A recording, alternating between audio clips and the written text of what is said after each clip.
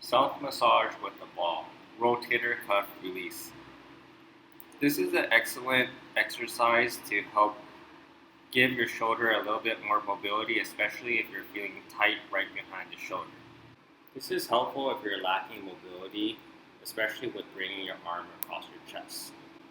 You're going to want to start with placing the ball on the back of the shoulder, right in between where the shoulder blade and the arm meet. So it's kind of on the side of your body.